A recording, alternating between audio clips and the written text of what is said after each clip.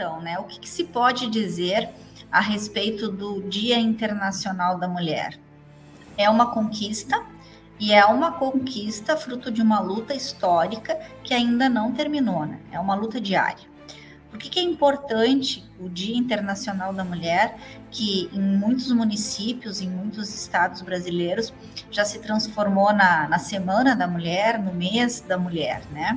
Que na Universidade de Passo Fundo a gente trabalha o mês inteiro, e não é um mês de comemoração, né?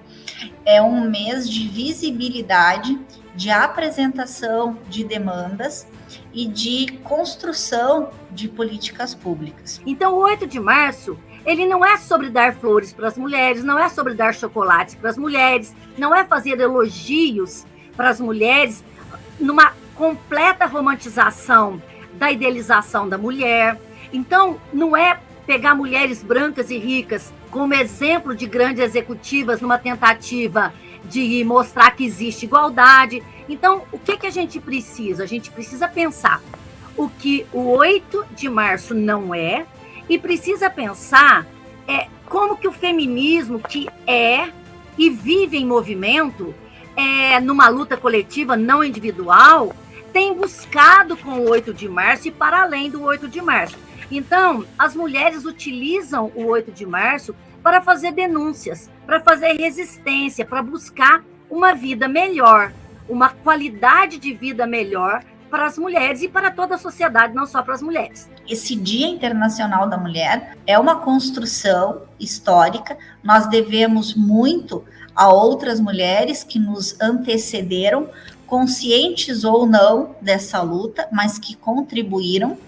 Isso significa que nós somos, né, minorizadas politicamente, e enquanto uma população minorizada politicamente, nós precisamos de espaço e ter nas agendas, sobretudo nas agendas de governo, o Dia Internacional da Mulher é a motivação, é o mote que nós precisamos para a construção de ações que protagonizam a atuação da mulher nos diferentes setores. Agora, quais são as pautas que as mulheres estão reivindicando em 8 de março? E é bom lembrar que as pautas, elas sempre são as mesmas, infelizmente. As pautas continuam sem muita alteração. Então, mesmo que as mulheres tenham conquistado muitas coisas, e mesmo também que o patriarcado tenha concedido alguma coisa às mulheres, a maioria das pautas continuam. Então, as mulheres continuam no 8 de março, lembrando, e para além do 8 de março, buscando políticas públicas de enfrentamento à violência contra as mulheres, lembrando que a luta do feminicídio contra o feminicídio, todas as lutas das mulheres têm que ser pensadas de forma interseccional. Então, os marcadores sociais têm que estar ali de classe, de raça, de gênero, de etnia. Mas por quê? Porque 63% das vítimas de feminicídio no Brasil são mulheres negras. Então, a pauta é muito séria. É a luta para as mulheres viverem. Então, é pela defesa da vida das mulheres, é pela defesa ao direito ao aborto em caso de estupro, em caso de feto anencéfalo, e direito ao aborto em caso da mulher engravidar sem desejar. Ela tem que ter direito ao próprio corpo. Então, o feminismo, ele é um movimento que denuncia essas desigualdades a que vivem as mulheres, e as mulheres, aqui eu falo todas as mulheres das ruas, das praças, dos campos, as mulheres das florestas, das águas, todas as mulheres que estão hoje fazendo a luta, hoje fazendo a resistência. Então, 8 de março marca essa luta, mas essa luta é feita diariamente. Ela é feita diariamente pelas mulheres indígenas defendendo as parentes, ela é feita diariamente pelas mulheres indígenas defendendo o território, ela é feita pelas mulheres negras que denunciam a polícia militar pelo homicídio de seus filhos. Então, há um racismo institucional que essas mulheres denunciam.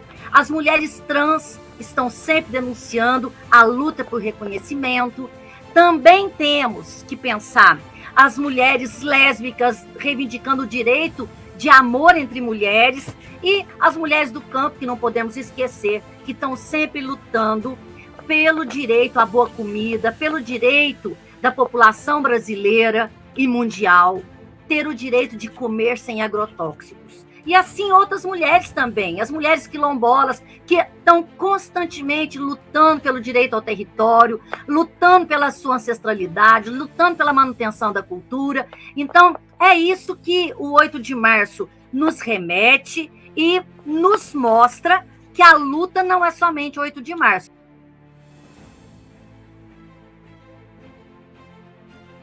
É muito interessante pensar, né, a questão feminina a partir, né, de 3 problemas principais, que é o problema da invisibilidade dos problemas e das questões de gênero, a violência contra a mulher, né, e os processos de discriminação que se operam nas esferas de poder e no mundo do trabalho, sobretudo. A renovação, a atualização da divulgação dos índices de violência contra a mulher demonstram que essa desigualdade, ela não é meramente uma questão econômica ou social, é uma questão criminal, né? As mulheres estão sendo vítimas de crimes e, ao contrário da população em geral, que se protege dentro dos seus lares, dentro das suas casas, as mulheres não têm esta oportunidade. Para nós, o espaço da rua é perigoso, mas o espaço doméstico, o asilo inviolável, como diz a Constituição, né, dos nossos lares, pode ser ainda mais perigoso. Por isso que, quando veio a pandemia e todas as políticas, né, de proteção à saúde e, portanto, de restrição de circulação, nós já prevíamos a alta nos índices de violência contra a mulher e, ao mesmo tempo, a queda nos índices de criminalidade, porque as pessoas estavam mais afastadas das ruas e, portanto, cairiam a prática de alguns delitos, mas aumentaria aqueles delitos onde o espaço doméstico é o cenário principal e, por consequência, as principais vítimas foram as mulheres. Então, nos últimos anos, especialmente de 2020 para cá, nós tivemos políticas públicas muito interessantes do ponto de vista do Poder Judiciário para coibir esse tipo de problema, né? E, ao mesmo tempo, fomentar 3 aspectos muito importantes, que é a representação feminina, o reconhecimento da mulher na sociedade civil, a sua proteção e a promoção da justiça distributiva. Então, no ano de 2020, né, o Conselho Nacional de Justiça criou uma política de violência, de enfrentamento contra a violência das mulheres no âmbito do Poder Judiciário.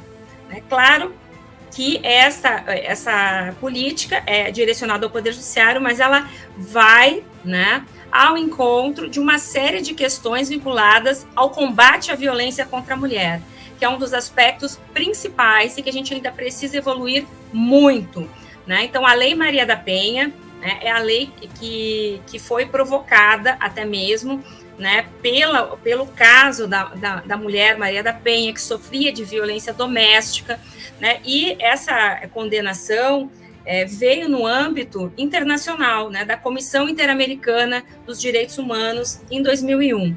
Né, com essa lei, né, que foi feita para o Brasil e que ainda assim sofre ajustes, né, ao longo desses anos, no sentido de criar medidas para dar maior efetivação, a gente tem ações concretas para tentar mapear a ocorrência da violência, né, e coibi-la. Né? Uma questão nesse sentido, né, de tirar a invisibilidade sobre a violência que a mulher sofre, né, foi a criação, em 2015, né, do crime de feminicídio.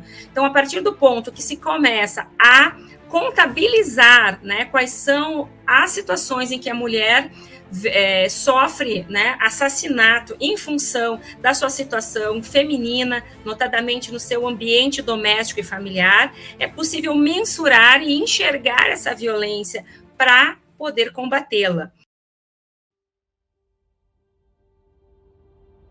O primeiro passo, e aí nós precisamos relembrar, né, a legislação, é claro que se tem consciência que a transformação legislativa ou que a previsão legislativa não é o suficiente e ela por si só não vai produzir a transformação social ao ponto de reduzir os índices de violência.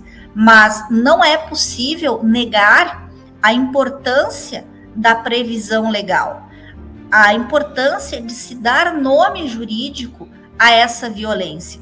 E a partir de então, oferecer um espaço para que a vítima, né, tenha a sua voz atendida, tenha a sua dignidade respeitada. Importante a gente lembrar que as lutas que a gente faz no 8 de março, que a gente faz no decorrer do ano todo, é uma luta contra o patriarcado, é uma luta contra o racismo, é uma luta contra o capitalismo, e que a gente não pode esquecer que mesmo com as conquistas que a gente já teve, algumas concessões do patriarcado, nós temos muito chão pela frente. Nós temos uma estrutura de dominação que a gente precisa trabalhar para desconstruí-la. E a gente não pode negar que nós tivemos um exemplo agora no último governo, que basta uma crise política ou econômica ou religiosa para que os direitos das mulheres sejam questionados. A Simone de Beauvoir afirmou isso e é perfeitamente atual. Então, o que a gente precisa agora? A gente precisa continuar o exercício de resistência, um exercício de desobediência às estruturas dominantes. Para quê? Para que as mulheres tenham seus direitos garantidos, direitos de vida, direito de ir e vir, direito de trabalhar no que elas quiserem, direitos a ter direitos. E aí sim, nós teremos uma sociedade justa e solidária. Se a gente tiver equidade de gênero, se a gente tiver justiça para as mulheres, para toda a população LGBTQIA+, que isso traz, então, justiça para toda a sociedade.